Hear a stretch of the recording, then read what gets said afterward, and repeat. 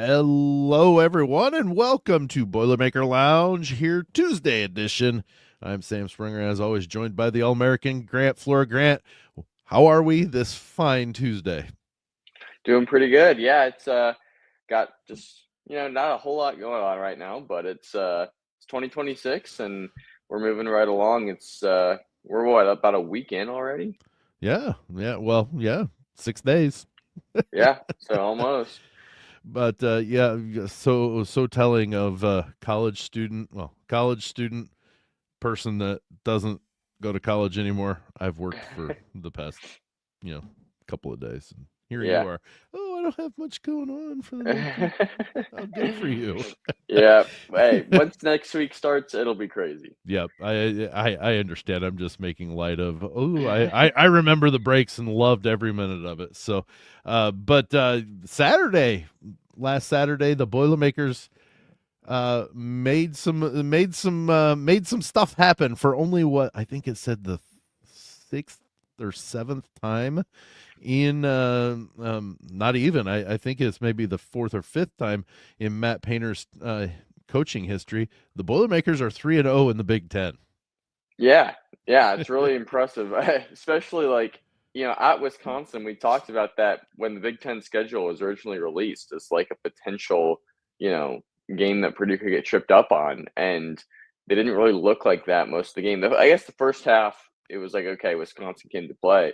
But then Purdue figured things out. In the second half, they kind of cruised. And yeah, they let Wisconsin close the gap more than I think what we would have liked there in the last 8 or 9 minutes. Right. But for the most part, they were in complete control that second half. And to go into Madison and even though Wisconsin, hasn't looked great this year, hasn't really been able to step up and get some quality wins, they still have a talented team and they got some really solid players in their starting lineup and whatnot. So to see Purdue get in there and just kind of weather the storm, I feel like, and then take control was really good to see. And like you said, they usually lose one of these early Big Ten games, and so far they've avoided that. And they're looking now to go probably 5 or 6-0, just because they've got 3 home games in a row coming up. Well, excuse me, the analysts on Fox, I forget who was with Jimmy Jackson or Jim Jackson, but they were talking.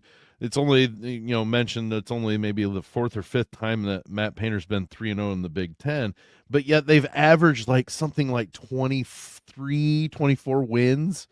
And it just seemed odd. It seems odd, but they're like you said. There's always one. It seems to be always that one tough one.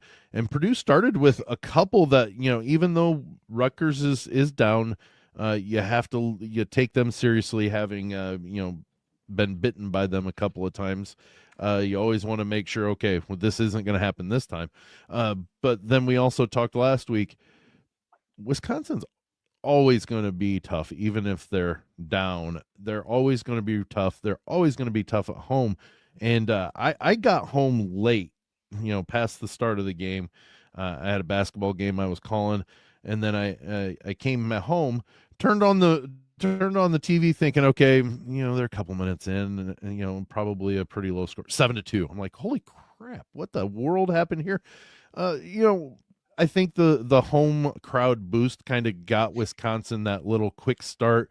But as soon as I turned it on, within 2 minutes of watching it in real time, which isn't real game time, Purdue was up 10-9. I mean, you could see that they weren't letting Wisconsin push them out of the game plan that they came in and ready to play. Yeah, they definitely. There was a storm even the first few minutes. I think Blackwell had some nice plays where he was able to get into the paint and score some tough ones that Purdue had trouble kind of stopping him those first couple minutes. But then from that point on, he had a pretty slow night. But yeah, Purdue kind of got through the first few minutes, got back in it, and then Wisconsin kept it going. It was still a pretty close game up until the last few minutes of the first half. But Right. it's kind of what you have to do, I feel like, on the road, especially if a team like Wisconsin comes out playing well, is just like kind of handle things, even for the first 15 minutes. If Wisconsin's playing well, just hang in there, and then you can get something going. You get some momentum at the end of the half, and then really start that second half strong, and that usually will help you kind of take care of business against a road team or against a team when you're on the road, but that you're probably better than. And that's kind of exactly what they did. So it was kind of that I don't know that perfect road performance when you're going up against a team like Wisconsin. Yeah, because like in the first half, Purdue was out rebounded 20-13. I mean, it was a really just a half that Wisconsin seemed to be doing exactly what we said Purdue needed to be doing, but yet Purdue walked away that half with a 7-point lead. And it was mainly because Wisconsin had 8 turnovers. Purdue only had 1. They were protecting the ball. They were forcing Wisconsin into some turnovers. They weren't winning the rebounding, but they also had more points off of turnovers. They were 13-0 in that first half on points off of turnovers, and that right there is a big thing, because when you can turn them over, that's one thing, but then you can also convert and get points off of those turnovers. Really makes a big deal, and I think that's where it stood of, okay, they've got a 7-point lead because their defense is forcing Wisconsin into some mistakes, and then they're cashing in on it. Yeah, I mean, you look at the game, like just total complete game stats. Purdue gets out rebounded by 2, but they had 4 more offensive rebounds. They Right. had 6 less defensive rebounds. This defensive rebounding where they kind of got beat out, but they had more offensive rebounds, which means you look at the shooting numbers. Purdue missed like 5 more shots than Wisconsin did. So like it kind of makes sense that they would 14. get. Well, how many I did have Wisconsin? 33 of 71 and 24 of 57. Yeah, so Wisconsin missed 33. Purdue missed 38, if my math's right. Okay, I'm sorry. I'm sorry. No, I went just by total shots overall. Never mind. That's Oh, my okay. fault. Yeah. It's early-ish. And yeah. So, yeah, I had to double check that too. Anyway, I the point needed to is look at Purdue. the missed shot or the made shots. Yeah. The point is Purdue missed more shots, and so you would expect them, the other team, to have more defensive rebounds. Yeah. But that difference, even though like the difference in the game then, because Purdue missed more shots and because Wisconsin got more rebounds, is the fact that Purdue was turning Wisconsin over. Yeah. Wisconsin shot, like you said, 8 or 14 less shots because they just turned the ball over a lot more. So that was good to see too, because a lot of those I thought were forced by Purdue, whether they were passes that were aired because Purdue forced it, or they just got some steals and stuff like that. But yeah, that was hugely helpful, especially in the first half. Well, Fletcher Lawyer had a great game. Actually, I want to go back. You mentioned Blackwell. He was shut down in the second half. He had 6 points in the first half, which isn't a great half, but it's okay. And knowing what he can do, excuse me, you can worry that or you have to at least keep in mind that he can explode at any point. Second half, he only had 3 points, and that was really huge for the fact that he was 1 of 7, 0 of 4 from three. Like the Boilers did a great job, and we talked about it last week. If they can shut down one of the big 3 that Wisconsin has, it makes for not a guaranteed win, but an easier trek to a win, especially in an environment that is really rough, like the Kohl Center. Yeah, they did a great job with that. And we talked about how Blackwell could be a little bit more problematic just because of his size and Right. athleticism. I think you saw that kind of we talked about in the first few minutes, but then once that was over, he just never really got into it. CJ Cox did a great job. Also, I just thought Purdue was there. Like he goes 0 of 5 for 3. I didn't love Blackwell's shot selection only because I thought he was taking some tough shots from outside, and Purdue was forcing those tough shots by contesting the jumpers well and stuff like that.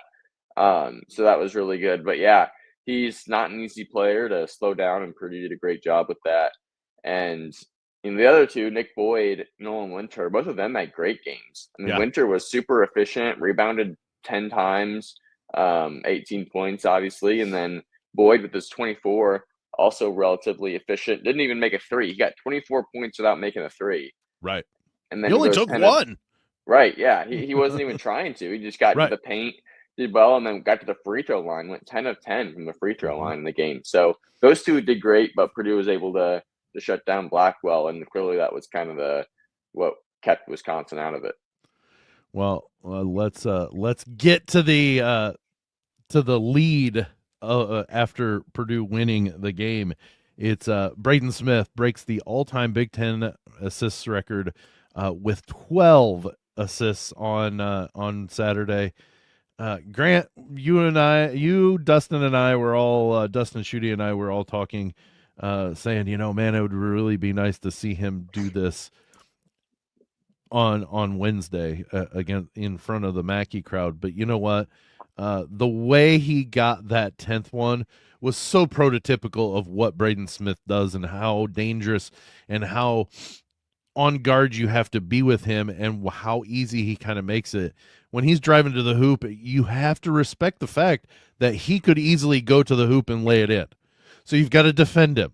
And you try to put the best defense on him to prevent him from getting an easy layup. And you actually do a good job of cutting him off. But as soon as you do that, he just whips it around your back to Oscar Clough for the lay-in, and you end up fouling him, or fouling Clough. That was the prototypical Braden Smith because of, like I said, just everything that he brings to the table and everything you've got to respect from him. And he still does basically what it looks like he wants to do. Yeah, obviously just a huge moment for Braden, but I agree. It was a very good representation of what he does and what he's about. And you could see just like the excitement and the way he was, kind of almost like celebrating that moment after it happened when they blew the whistle. Yep. But it didn't sound like the fans from Wisconsin were being super great to him when that played into that. But yeah, it was just a great moment. And while it would have been fun, I think, for it to have happened in Mackey, I think if you're talking about the Hurley number, like this is definitely helpful for him to get 10 plus assists in as many games as he can. And so Sure. and you never want to. I don't think you ever want to really worry about those types of things when you're trying to win a basketball game, and I don't think Braden did. And it was purely a fan perspective that I wanted him to do it at Mackey. Yeah, but it also, I think, just kind of shows Braden again, he wasn't really worried about the numbers. He wasn't trying to do something crazy to get that assist that was going to break the record or anything like that. You're just trying to win a basketball game, and if it happens, it happens, and that's kind of what happened. So, just great to see it actually happen, because it's one thing to talk about it and say yeah, he's going to break the Big Ten assist record. We knew that was going to happen as long as he stayed healthy and stuff. But again, if he gets hurt even one game before he's going to break it, then you're not going to break it if that's a season-ending injury. And so to actually happen is pretty big, even though it felt like it was going to happen at some point. Well, yeah, I mean, barring injury, this is always barring injury. We were talking, it's going to happen. Honestly, I think it's probably in Braden's mind, and I'm purely speculating, just having interacted with him and talked to him and listened to him about what this assist record means. It really, honestly, every time he says it, and he hasn't changed any time it's brought up the whole time that this has been in the purview, it really doesn't matter to him.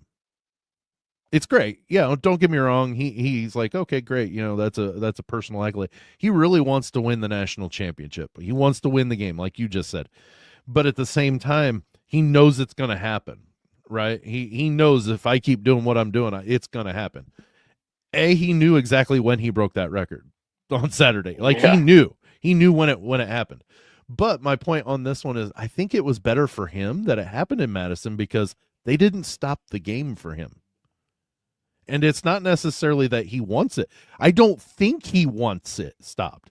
See, now when you walk into Wednesday, they're going to have some sort of recognition and probably celebration before the game starts. You're not going to break the flow of the game. He doesn't get out of his rhythm and forced to celebrate something that really honestly is about number 4 on his list of what is important for this season. And it so honestly, as a fan, I wanted to see it in person. I'm going to be there tomorrow night. I wanted to see it in person. But you know what? For him, it was probably better off that they didn't stop the game and have a 2 or 3 minute, celebration for the fact that he did it, because they were in front of the home crowd. And that would have happened. I mean, it would have happened in some fashion or manner, at least, to where at the next break they would have done, had some sort of recognition that might have broken up the flow. And you know what? Purdue was rolling at that point. Now, don't get me wrong, there was some recognition by the fans there in Madison, the Purdue fans that were there in Madison, let's say it that way. And there was some lightheartedness, and that's where you and I were talking, in text, like, they got to get this sloppy. Like, they kind of went sloppy, and he even told Jim Jackson that afterwards. He kind of didn't realize where he was for the last 8 minutes of the game. Yeah, you could definitely tell, like, they just come off their foot off the gas the last 8 minutes or so. And at the end of the day, like, it's not going to really matter. Like, they got the win. It's still easily won. Right. And, it's not, you don't break records like that very often. So, like, it's not like we're going to say, oh, maybe in the NCAA tournament, like, something like that's going to happen. Like, no, even if he were to break the all-time assist record in the NCAA tournament, that's not going to happen in the tournament. They're not stopping the game for that in a tournament.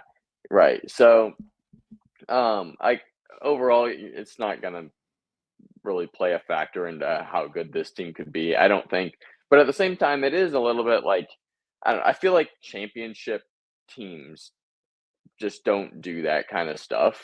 And I'm not saying that, like, because that happened to Purdue, that they let Wisconsin go on a run at the end of the game, that means Purdue's not a championship type team. But it's just like, I feel like you still have to teams that are the best, like the UConns of 2024 and your blue blood national champions, like, these teams finish out games and just don't let this kind of stuff happen. And that's why it's a little bit like, it just makes you feel bad, because it's like, I feel like, if a national championship team wouldn't do something like that. But like I said, it's not that big of a deal. It's not like they, gave up a 15-point lead and got down to 1 point or something like that. Right. It was 25 and ended up being 11. Like, still gaps there, and they figured things out, made the shots they needed to the last few minutes of the game to make sure it didn't get crazy. So it's really not that big of a deal, but at the same time, it's just, that's why it leaves kind of a bad taste, is it just feels like, if you're going to be a great team, you don't let those kinds of things happen. But does this help you at all?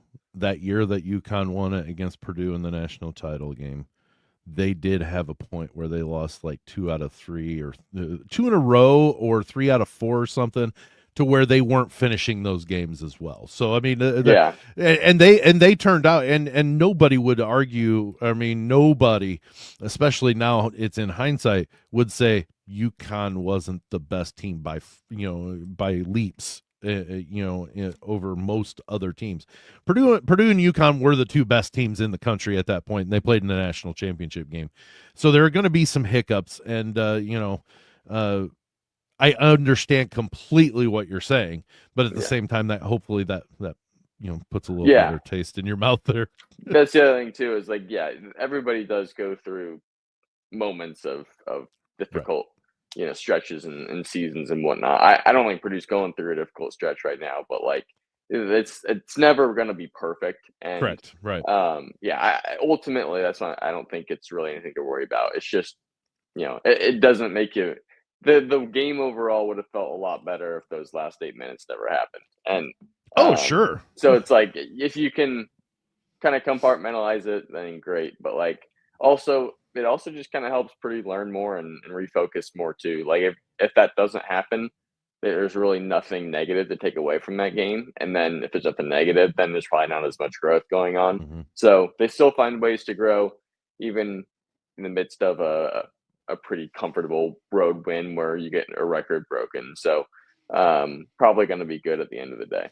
And I did quick math. For one thing, the fact that Braden Smith beats this record, the all-time Big Ten record, with 17 more conference games to go is amazing to me. That just shows you that he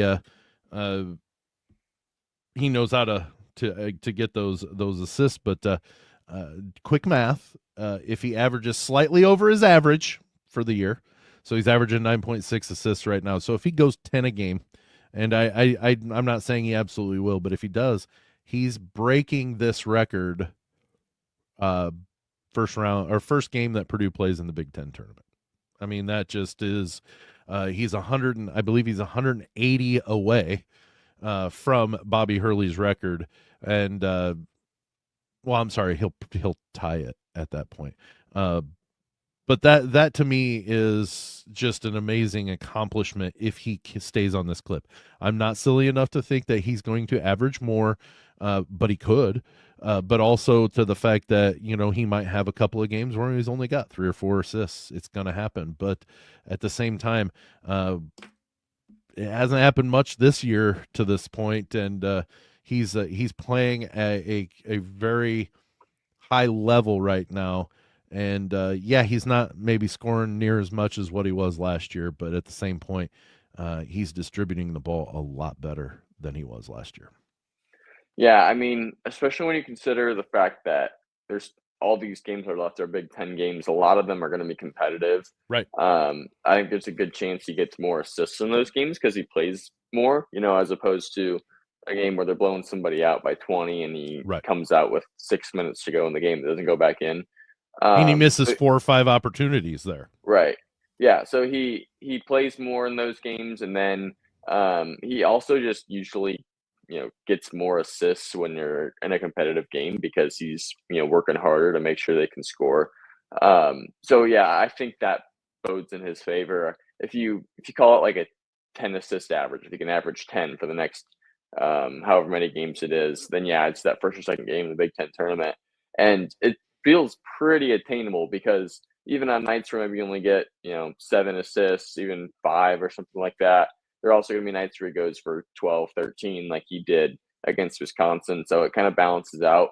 And like we talked about with the Big Ten season coming up, I think there is a pretty good chance that he can average 10. And if you do that, right, like you said, pretty much whatever happens, he's going to break the record. And our buddy Dustin Schutte has gone on the text record, and I'm going to call him out on it. But he says, he still feels that there's a game that he hasn't exploded yet. He hasn't had that explosive assist night yet.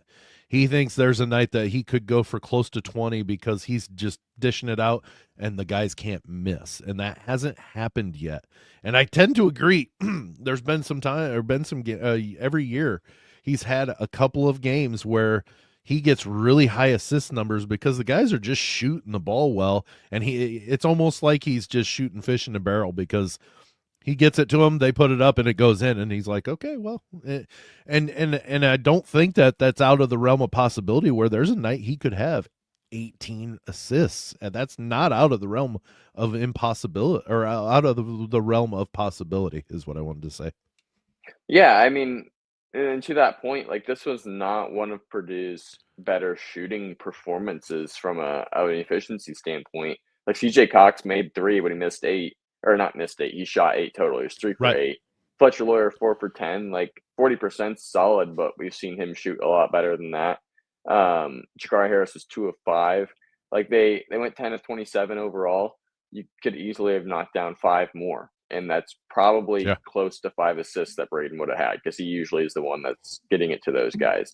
And then even just generically from the field, it was kind of the same story. So.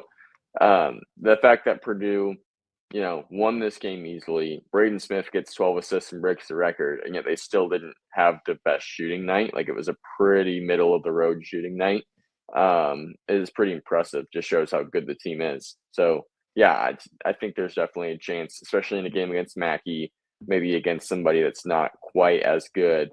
potentially a couple of the games coming up in this Right. next week, you could see Braden go for 15 plus or get close to 20 in assists. Yeah, and for the third time this season, Braden Smith out-assisted an entire team. He had 12. Wisconsin's team had 7. So that wasn't even close there, even on that one. He 12-7. The other 2 times he did it against Memphis. I believe it was like 9-7 on that one, and then Auburn, he did the 13-12. And here it was 12-7. Like it just, but with Wisconsin, they do a lot of dribble, pass off, dribble drive, or try and. There's not a lot of they don't utilize the give and go to where all of a sudden you're getting a lot of assists. I guess at least from what I took from what I saw from them during the game on Saturday, they just but 12-7. For the third time, Braden Smith out-assisted an entire team. Yeah, 7 assists for a team is just not, you're not playing a great game if you only Right. get 7 assists. So yeah, for Wisconsin, like their distribution, their movement wasn't great. I felt like a lot of just kind of ISO type stuff, whether it was Blackwell, Boyd, getting Right. it to Winter down low.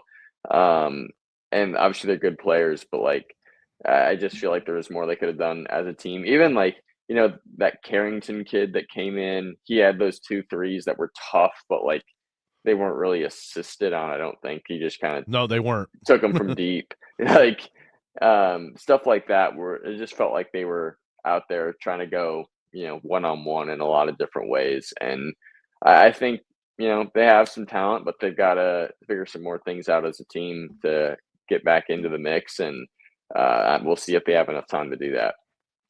Yeah, well, it was for me, it was one of the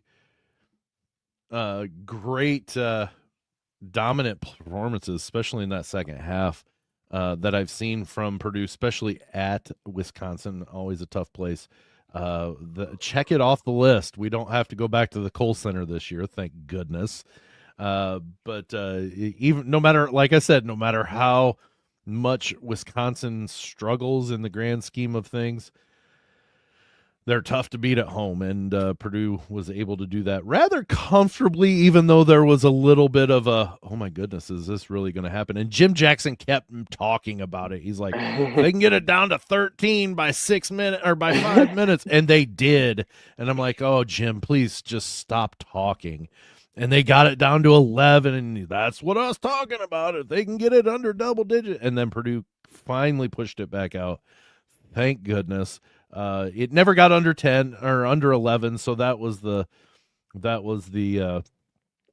great thing is it never dipped below double digits once it got there.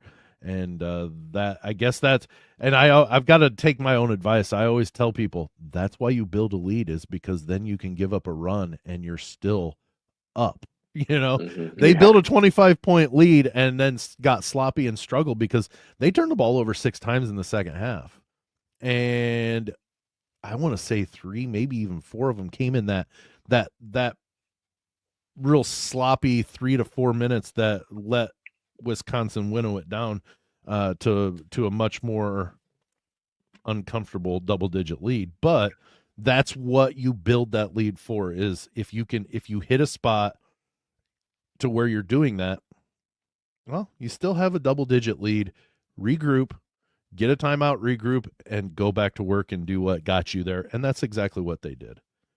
Yeah, I think Braden only had 1 turnover, if maybe even 0 before that stretch, ended up with 3. So like he definitely had a couple even kind of just sloppy turnovers there in that last stretch. But this is a game Purdue will have to play as their regular season finale as Wisconsin comes to Mackey. So if Wisconsin is to figure things out and kind of change and develop more as a team, obviously there's still a long time before the end of the Big Ten regular season. Purdue will see them again. So that'll be interesting just to see how things have changed by that point. Because it's just kind of fun that you're playing the same team for your first Big Ten game outside of the first 2, and then your last one as well. So it's kind of a bookend to this main conference season. Well, it was a good start to the bookend. Let's Yeah. finish the bookend. And, you know, I mean, 39-1, it's going to be a good end. I mean, we know this. So we've already written the ending. So it's definitely going to be a good season. But Yeah. let's move to tomorrow. The Boilermakers host. They're back at Mackey Arena. The students haven't made it back yet, but the Boilers have 2 games this week at Mackey Arena. Wednesday on the Big Ten Network, 8:30 tip-off. It's late. Gonna be a late one. The number 5 Boilermakers host the Washington Huskies, 9-5 overall, and 1-2 in the Big Ten. Grant, there was some high not praise, I guess, but some high anticipation for what Washington was doing up to at the beginning of the or well, I guess midway through the non-con. They were doing relatively well, and they kind of hit a rough spot. What are your thoughts on the Washington Huskies, Mister? Yeah, I mean, Washington, beginning of the season, like you said, I think was kind of seen as a potential even top 4 team in the Big Ten with the Potentially, talent yeah. they had. Yeah, like that, not cut and dry, but like as a team that had that kind of potential. And they've had some rough stuff happen, which, is maybe somewhat outside of their control. But also they just haven't kind of played to that level. Wesley Yates is currently hurt. I don't know when he'll be back, but he should be out for the game Wednesday, or tomorrow. But they still have. I mean, they brought both Claude and Yates from USC. They Right. were really good backcourt there. Zoom Diallo was back from last year. I remember him being one of the better players. And then Hannes Steinbach, the big freshman, has been amazing this season. It's like they have a lot of good pieces. They just haven't quite been able to string together some quality wins.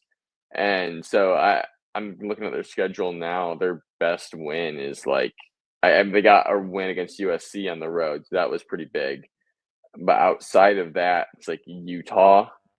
They got a win at Washington State. Like not major wins at all. Um, And they so lost yeah, to Seattle. right. Yeah, that's in there too. So that like it's obviously been a bit tough sledding for Washington. They just went to Assembly Hall and lost. But at the same time, they're a competitive team. They're not a team you can overlook, which really no one in the Big Ten is. And so it's going to be tough for them to go into Mackey, but at the same time, they've got some guys that can score. Remember what Claude did to Purdue in the Big Ten tournament last year, Right. almost led USC to a big upset win. So it's going to be, it's not going to just be a cakewalk from the start, but if Purdue kind of plays their basketball, I don't see them having a lot of trouble with Washington, but I mean, we'll see. Washington's, like we said, they've got some guys.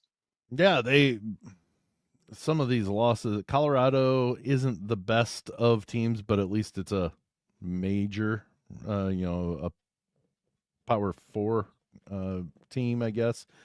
They have beaten Nevada, but I don't know if how good they are. Uh, but overall, like you said, they're 1-2 in the Big Ten. Their 2 losses coming to UCLA and IU. Um, Honestly, they're very competitive. Their worst loss is to IU, and that's a 10-point loss. And the rest of them have been within 5 points, I think. Here, no, I'm sorry, they lost to Baylor by 9.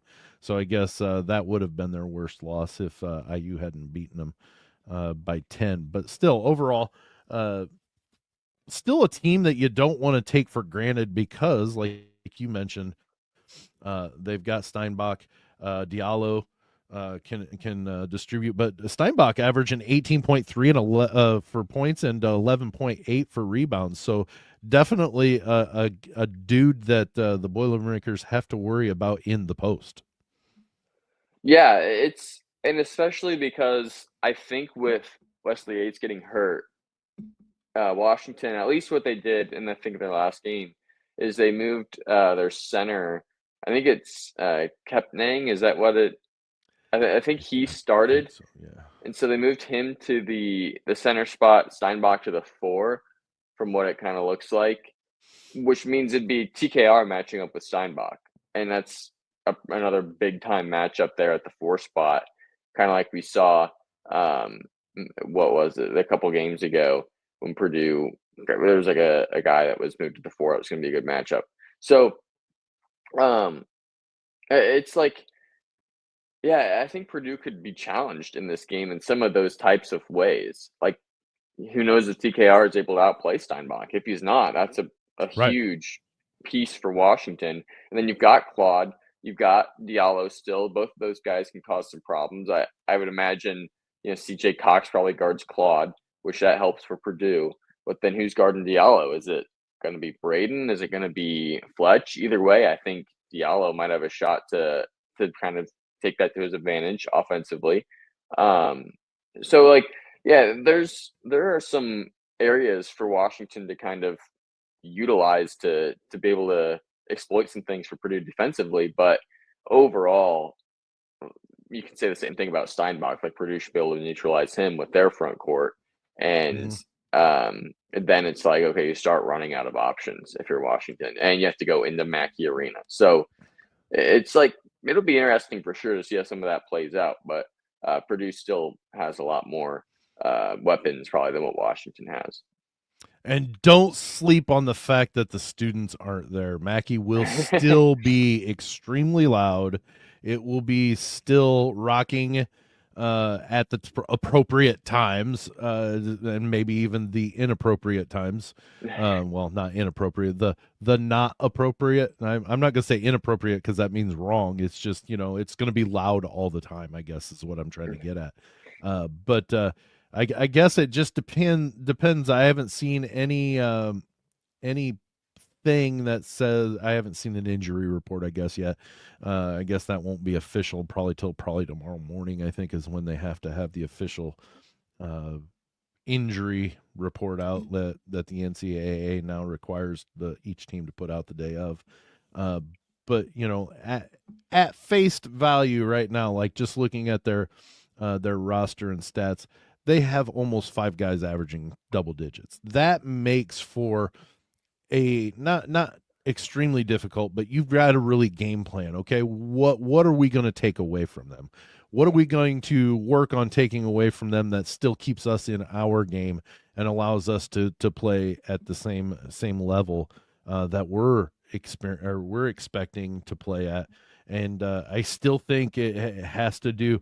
And Purdue's got some great shooters. They've got great shooters from distance. I still think it's centralized around what happens in the post play. What can Oscar Clough do to disrupt and make Washington worry about him? And what can TKR? Can he still play his game? And I still think, short of Braden Smith's pump fake jumper, TKR's little baby hook is almost as automatic. Yeah, and you look at Washington's center that they just moved in that starting lineup to move Steinbach to the 4. Like, he Right. had 2 points in their last game. He had 6 rebounds, but like, he's averaging, I think, 4 or 5 points in the season. Like, he's not a huge offensive threat, which helps Purdue a lot because they don't really have to focus on him at all, and it's going to make Steinbach's life a lot more difficult with Clough and TKR, Jacobson, whatever the lineup is. Purdue's going to be looking pretty good there. So yeah, it's I think the front court is going to be a huge part of this game, like it always is, like you talked about. And I think that helps Purdue a lot, like, because their front court's one of the best in the country, and if they can control the boards, um, just kind of lock down Steinbach so he's not tearing them apart every play. Yeah. I think, yeah, it's going to be tough for Washington to overcome that. Like, Claude and Diallo are going to have to play really well, which they're capable of it, but they're going to have to be like lights out, kind of like what I think John Tonje was for Wisconsin last year. It's going to have to be that type of game for Washington, and He it's just better not. right. I hope not. It's not likely, but Right. like, that's probably what has to happen. I completely get what you're saying. It's just he better not have a game like Yeah. Tanjay had, because that will. Oh gosh, I still kind of wake up going Tanjay, in the middle of the night. That was one of the most frustrating games because last year because Purdue could do whatever they wanted offensively, but they could do nothing defensively. And it had a lot to do with the fact that they didn't have the rim protection that they've gotten this year. And, people playing out of position, but still, goodness gracious, he had a game in Mackey that year, last year. Mm-hmm. Whew. And I'm just glad he's not around for this one Yeah. and this year. But definitely a big time game, and I guess it's one of those that you don't want this to be a letdown game. Excuse me. It's not like they've got a big one coming on Saturday. So they're not looking past Washington, but kind of that hangover from a big win. Sometimes you go into the next game a little bit not lax, but a little bit just not at the same level that you went into that game that you had just gone in and won big. It is a possibility that Washington comes in and just starts hitting shots, and there's nothing Purdue can do because they've got a little bit of a letdown. And so that's why I say this is kind of a big game, just to make sure that they don't have that letdown syndrome after a big win. Yeah, you definitely got to stay sharp here, and it helps, like you said, that Penn State is the game they have on Saturday, which obviously, again, you can't overlook anybody, but Right. you'd be more tempted to overlook Penn State than you would Washington, I would think. And so, yeah, they get to come back and play at home, but you've got to stay sharp here because Wisconsin has guys that are capable of going off big, and then whenever you have that, there's always that chance that team's going to hang around. And most teams struggle in Mackey, but some teams, when they're on the road, just in general, are good at just kind of staying locked in and focusing on silencing that crowd. And if you get a team that's capable of doing that and gets some momentum on the road, then you can see it just kind of become a game that gets out of hand a little bit. Like to Iowa State. Like, I think that's Right. kind of what happened, where they just hung around. They kept silencing that crowd in the first half and got a bit of a lead. And then that second half, they had a lot of confidence. They were in a lot of flow, and it took the crowd out of it.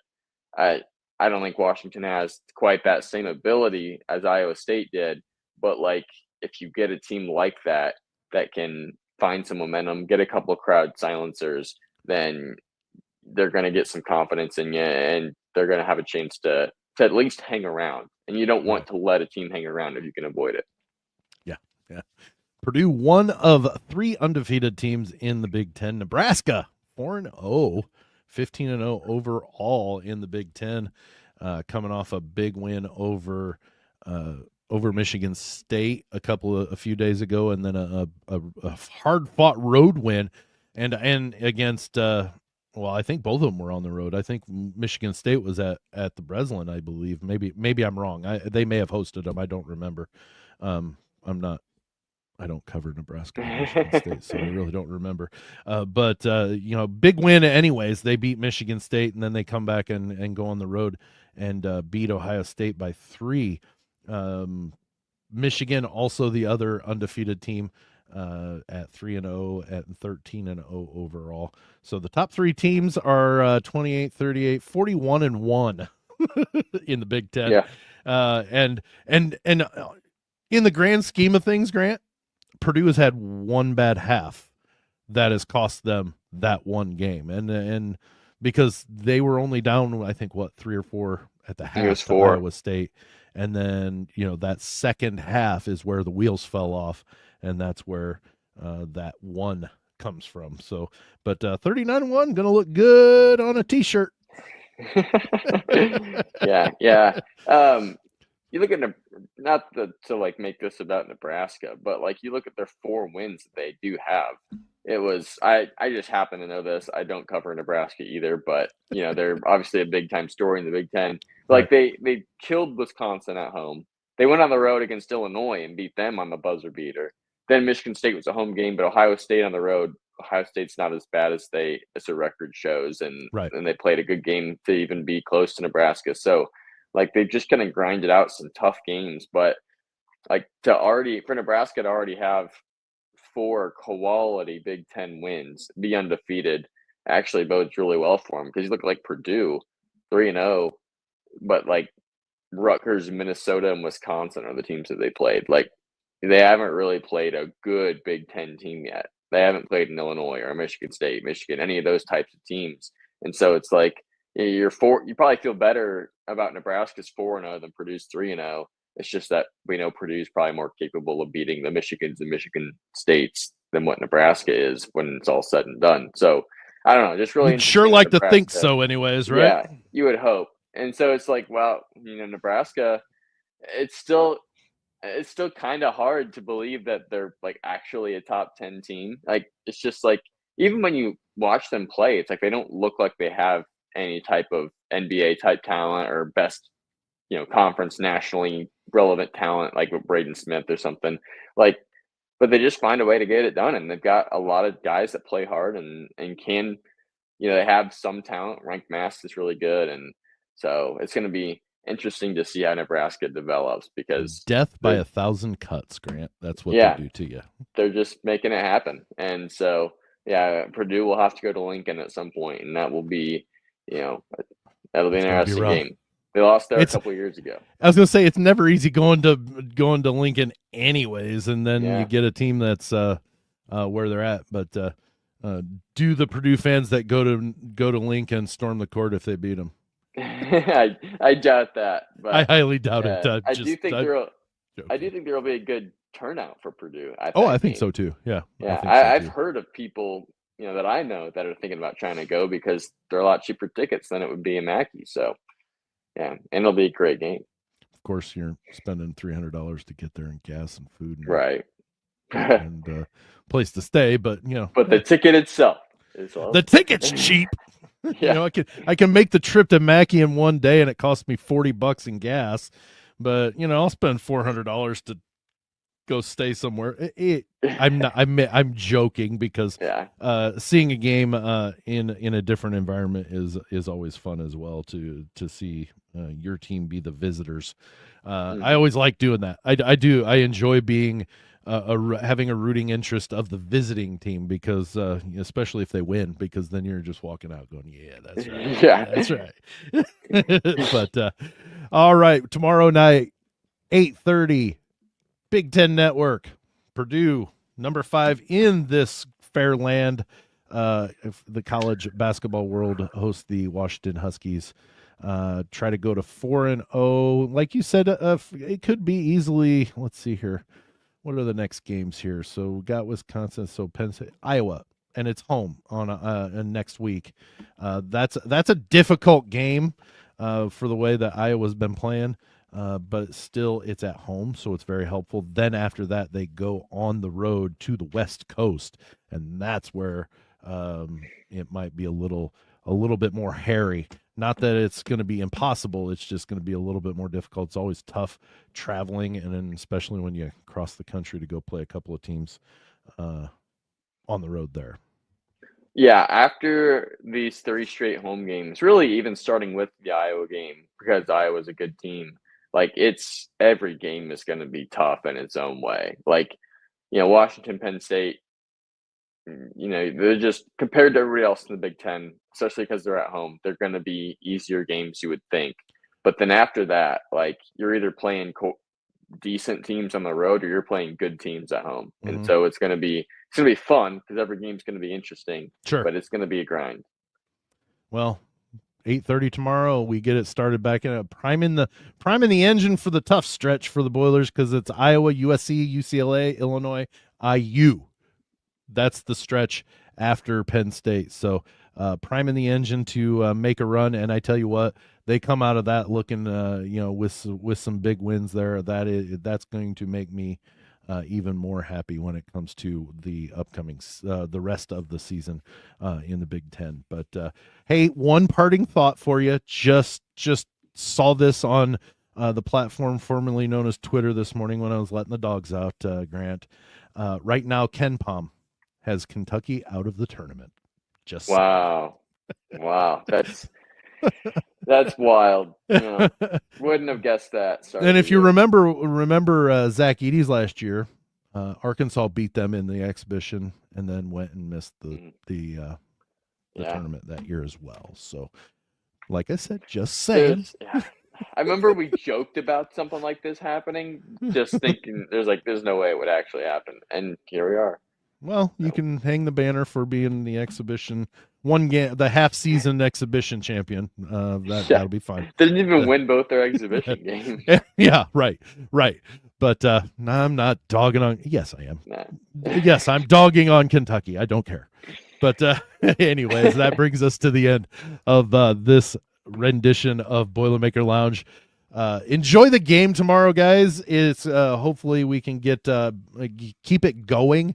The Boilermakers are playing at such a good level right now. I think they're going kind of unnoticed, believe it or not, as the number 5 team in the country. They're kind of not, once they got beat by Iowa State, it's kind of like people pushed them to the back of their minds as, yeah, they're a good team, and now they're silently and quietly just putting together a run that is pretty impressive, and I'd love to see that. Keep it going, and I have little doubt in my mind that will happen tomorrow and Saturday, and it's just going to start snowballing, hopefully, and turn into great things in 2026. Grant, have a good rest of your we'll be back on Friday, but for the time being, have a good rest of your week, and we'll talk again on Friday. But thanks so much for joining us this rendition of Boilermaker Lounge, and we will see you on Friday.